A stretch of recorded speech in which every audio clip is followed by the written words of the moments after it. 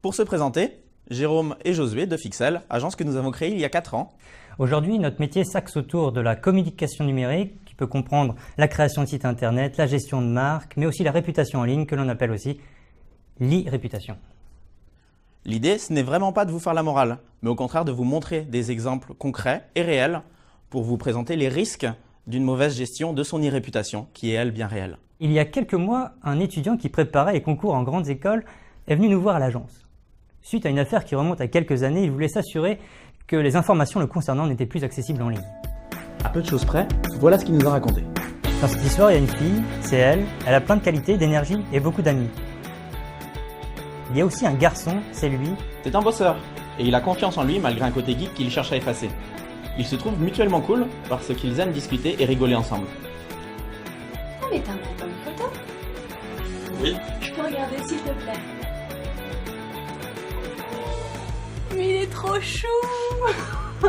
Ça mérite une photo, franchement. Top, top, top, top, top, top, top, top, top.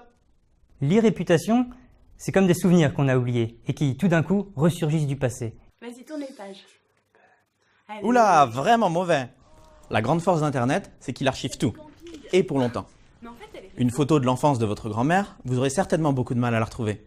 En revanche, la photo prise cette année de votre club de foot, vous êtes sûr que dans 150 ans, vous la retrouverez sur Internet. C'est ce qu'on appelle l'hypermnésie numérique. Le digital se souvient de tout. En opposition à l'amnésie. Qu'est-ce qui s'est passé? Je ne me souviens de rien.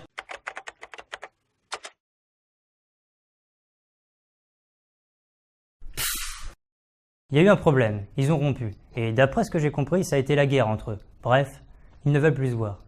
Toujours est-il que ces photos intimes se sont retrouvées sur tous les réseaux sociaux. On est d'accord que le ridicule ne tue pas, mais ça ne fait jamais plaisir. Surtout quand ça ressort quelques années plus tard.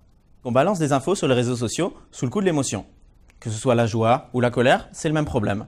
On n'y pense pas, et pourtant, c'est important. Enfin, nous, on s'en plaint pas, c'est comme ça qu'on gagne notre vie. Notre job, si on peut se permettre la métaphore, c'est d'être nettoyeur du web. En gros, faire disparaître les propos compromettants. C'est un travail très méticuleux et qui prend souvent énormément de temps. Et qui leur coûte un peu d'argent. C'est ce qu'on appelle le déréférencement. Lui, là, il pensait qu'il pouvait écrire n'importe quoi sur son blog, parce qu'il s'était inscrit sous un pseudo. Il se croyait en sécurité. Il s'est dit génial, je vais me venger. Mais sur son blog, il y a aussi le lien d'un article de presse sur lui.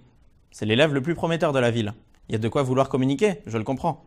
Seulement, dans le lien de l'article, il y a son nom. Et à partir de là, tout est possible avec Google. J'ai eu l'occasion de lire un article sur votre blog.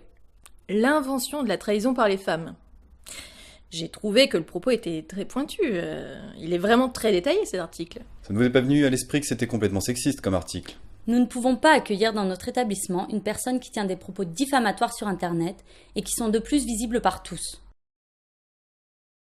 Mais alors, quelles sont les précautions à prendre pour maîtriser son image? Juste être logique. Pas besoin d'être un expert pour protéger ses informations en ligne. Par exemple, avant la publication, dites-vous si un employeur pourrait vous blâmer sur le contenu que vous allez publier. Si oui, alors configurez finement vos paramètres de confidentialité et choisissez bien votre lieu de publication. Un test simple à faire chez vous. Connectez-vous sur Internet, sur Google, en navigation privée. De la sorte, Google ne prend pas du tout en compte les recherches que vous avez faites auparavant. Et à ce moment-là, tapez entre guillemets votre prénom et votre nom. À ce moment-là, vous pourrez voir sur la page toutes les informations que Google a sur vous et sur vos homonymes. Mais alors, Josué, comment peut-on optimiser son référencement? La meilleure solution, c'est vraiment de ne laisser aucune place aux informations nuisibles. Chez vous, si vous avez une tâche sur un mur, ce que vous faites, c'est de mettre un cadre devant. Pour mettre un cadre, il faut participer. Le cadre, c'est la participation sur Internet, en son nom. Occuper l'espace positivement, c'est le véritable secret du référencement. Pour cela, la meilleure solution, c'est encore de publier le plus possible d'informations via les réseaux sociaux avec votre nom complet. Donc, par exemple LinkedIn, Viadeo, Twitter ou éventuellement Facebook s'il est bien configuré. L'idéal serait même d'avoir un blog où vous partagez des informations, quel qu'en soit le sujet. Le sujet a vraiment aucune importance. Ce qu'il faut, c'est en parler intelligemment.